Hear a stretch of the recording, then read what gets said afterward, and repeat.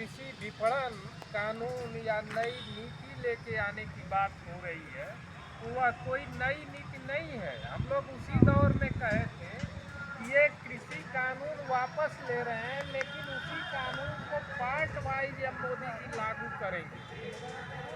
उसी का एक यह हिस्सा है। और जो भी किसान लड़ रहे हैं इस सवाल पर, जगदीश दल्लेवाल जी 27-28 दिन से भूख हड़ताल पर बैठे हुए हैं। वार्ता करने के लिए सरकार तैयार नहीं है।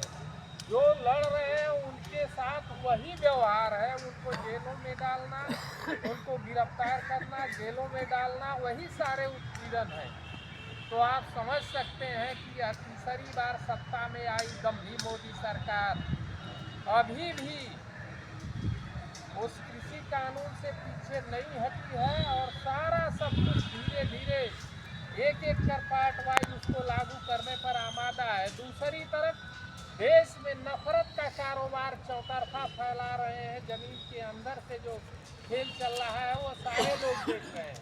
तो हमें जाति, धर्म, भाषा, क्षेत्रवाद के नाम पर एक तरफ विभाजित करके हमारे जो मूल सवाल है, खेती के सवाल है, किसानी के सवाल है, गरीब मजदूरों के मजदूरी के सवाल है, सामाजिक सम्मान सुरक्षा के सवाल है, उनको दरकिनार करने की साजिश है।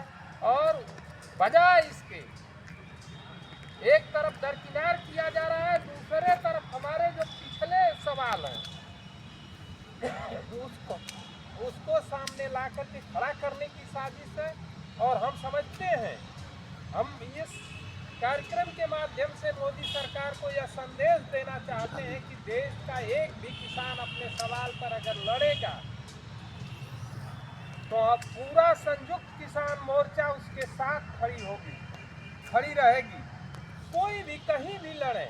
ये पार्ट वाइज सोच रहे हैं कि जिस तरह से पार्ट वाइज कानून लागू कर रहे हैं तो उसी तरह से अलग अलग संगठनों से बात करके यह संदेश लाए कि नहीं, उनके साथ कोई नहीं है। लेकिन हम समझ रहे हैं कि एक भी किसान हिंदुस्तान का अपने सवाल पर लड़ेगा तो संयुक्त किसान मोर्चा उसके साथ रहेगी और साथ ही अपनी बात रखेंगे।